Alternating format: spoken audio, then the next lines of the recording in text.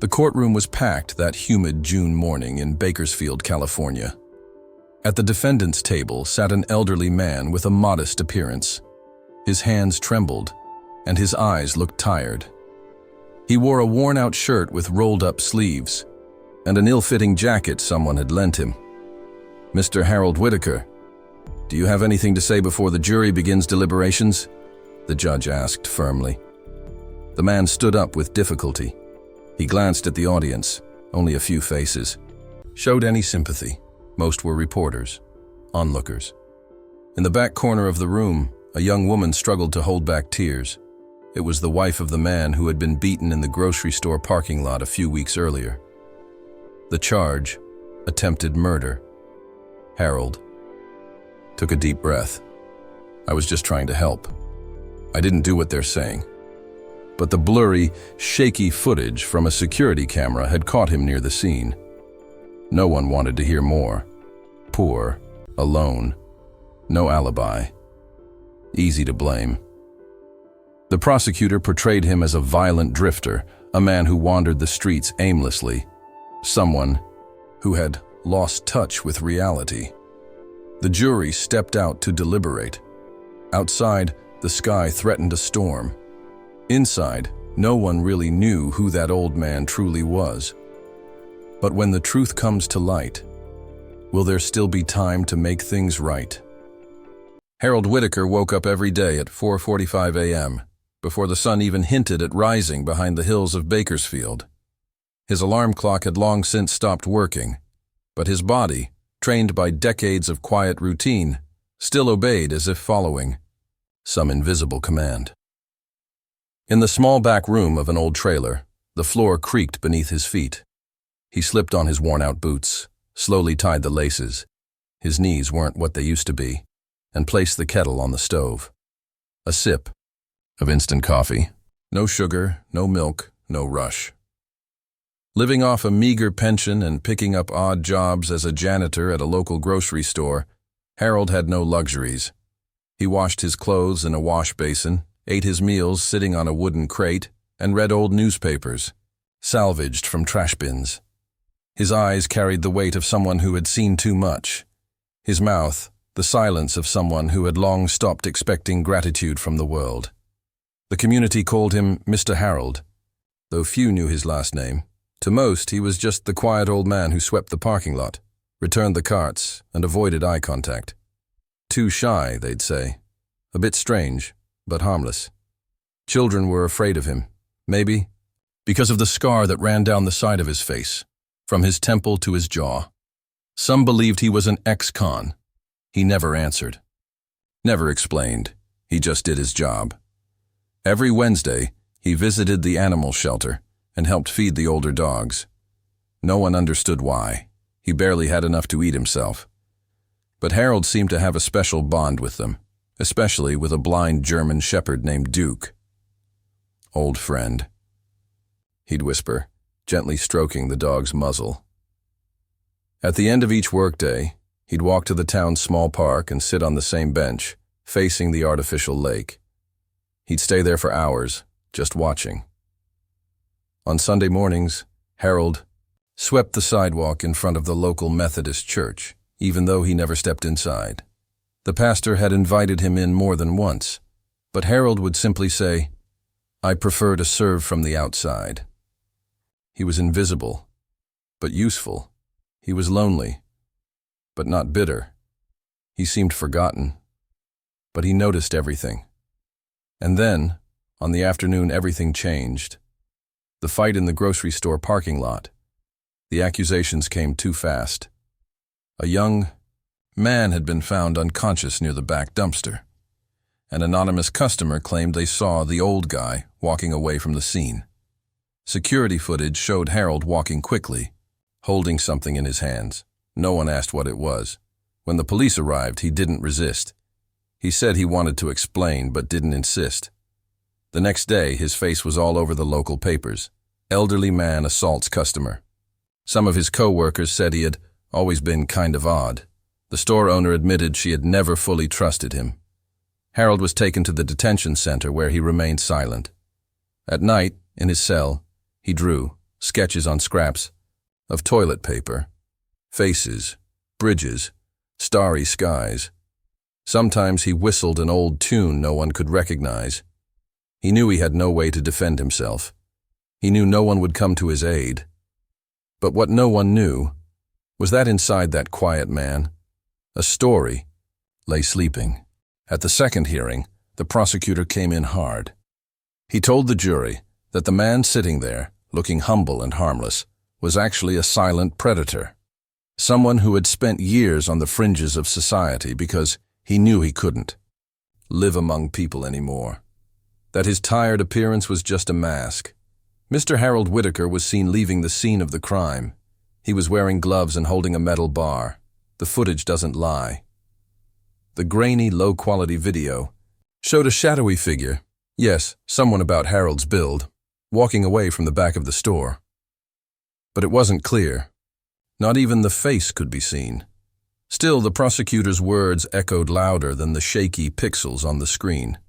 The victim, a man in his early 30s, was still hospitalized, and his wife, young and pregnant, took the stand in tears.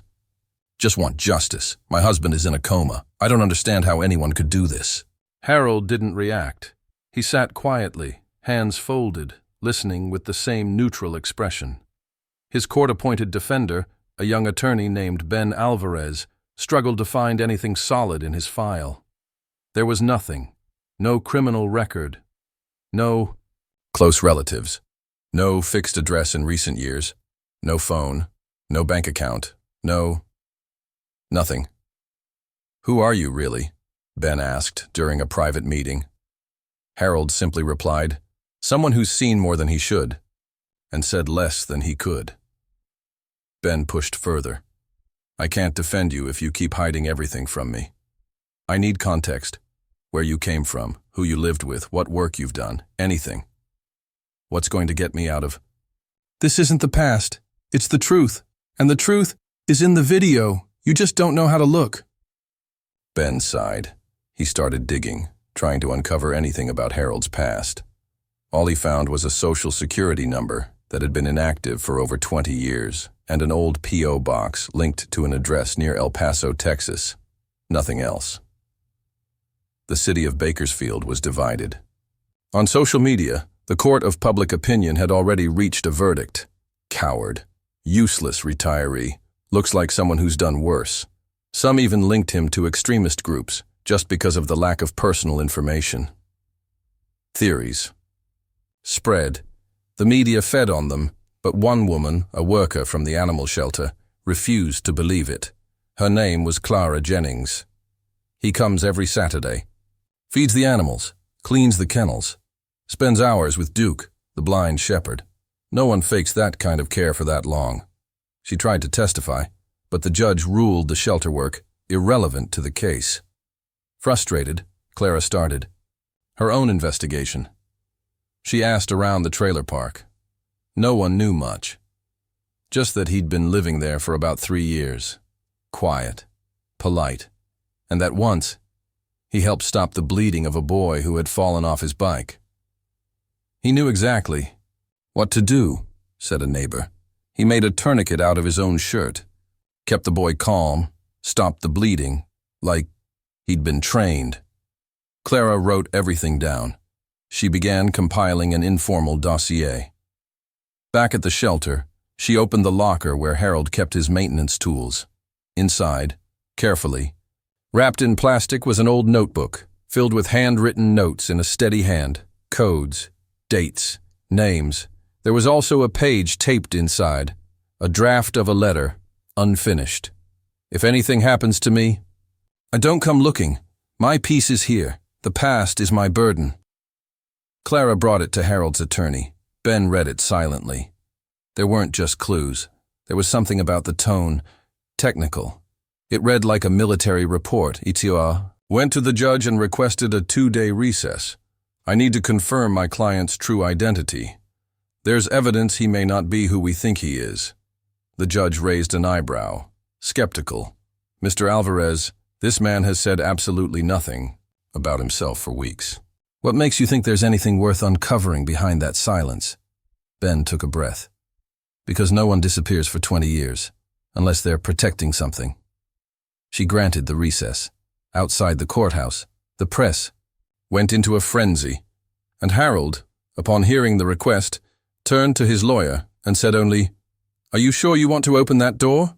Ben replied, "If it's what's going to save you, then yes."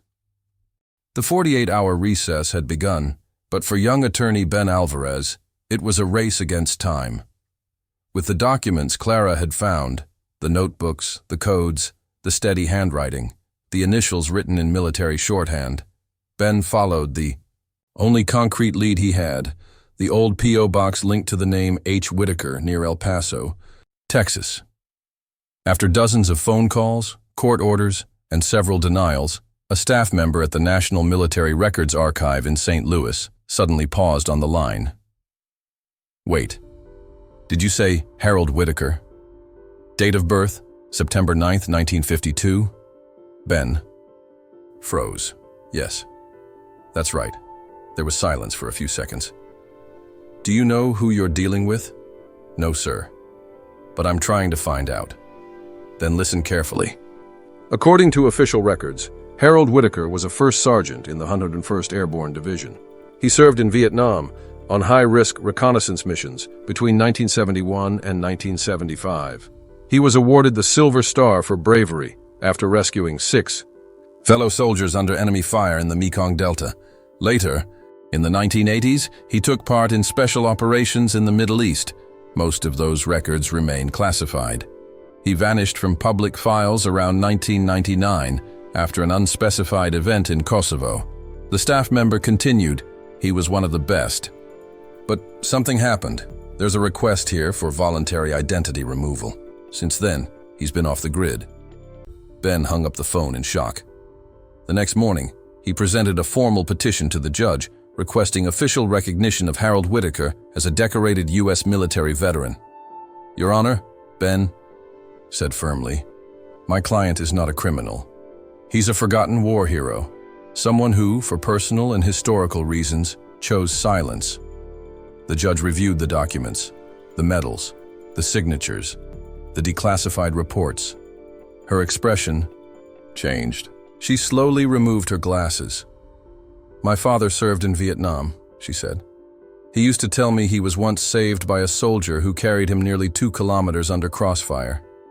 He never knew the man's real name, only remembered they called him Whisper because he barely spoke. He died 2 years ago, never able to thank him." By now, the entire town was beginning to learn who the man they had called a threat really was. The store clerk, previously silent, came forward and admitted she had seen another man fleeing the scene. A tall figure wearing a distinctive captor. The security footage was sent to a digital forensics lab, and after reconstruction, the suspect she mentioned was clearly visible. The enhanced images revealed a man with a tattoo on his left forearm, a skull over gears, the symbol of the Bakersfield Raiders Club, a local gang known for theft and assaults. The tattoo matched the criminal records of Kenneth Doyle, a former gang member who had been on the run since the day of the attack. In light of the new evidence, a new hearing was scheduled. The courtroom was packed. Veterans from the area filled the front rows, some in uniform, others wearing old berets and modest insignias. Reporters stood cramped at the back. Clara Jennings and attorney Ben Alvarez sat at the front beside Harold Whitaker. He stood tall, still, wearing the same plain shirt as always, now clean and buttoned to the collar.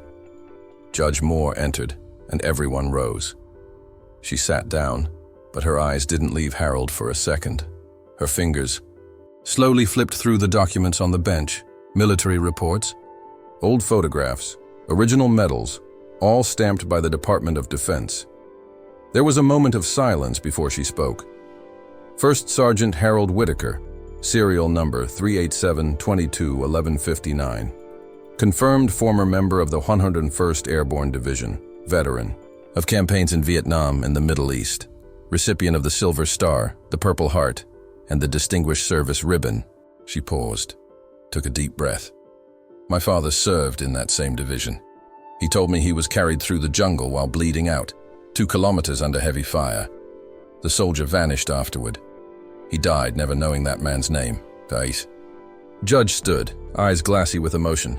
Now I know who he was. It was you. The courtroom was dead silent. The prosecutor, visibly uncomfortable, stood up. Your Honor, on behalf of the California State Prosecutor's Office, I offer a formal public apology to Sergeant Whitaker. The state made a serious mistake by accusing him based on inconclusive evidence. This court failed. He turned to Harold. No script, no speech, just a quiet sentence. I'm sorry, we were wrong. Harold didn't respond. He simply looked at him, steadily, then nodded just once. The judge turned to the courtroom. The truth has been restored. The reconstructed footage, verified by an independent forensic team, confirms the attacker was Kenneth Doyle, a known gang member, now wanted with an open arrest warrant. Mr. Whitaker is not only innocent, he acted in defense of another citizen. She held the gavel but paused for a moment. This court hereby dismisses all charges against Mr. Harold Whitaker and orders that his name be immediately cleared from any criminal records. Before bringing down the gavel, she looked around. I ask everyone in this courtroom to stand in honor of a man who served this nation and was wrongfully judged by it. One by one, everyone rose. The prosecutor, the bailiffs, the reporters, even the security guard at the door. Some placed their hands over their hearts. Others bowed their heads in respect. The judge brought the gavel down. This hearing is adjourned. The following week, after the truth came to light, the headlines in Bakersfield took a different tone. Court dismisses charges against former soldier. Sergeant Whitaker cleared. Harold didn't appear in any national newspapers. He declined every interview request.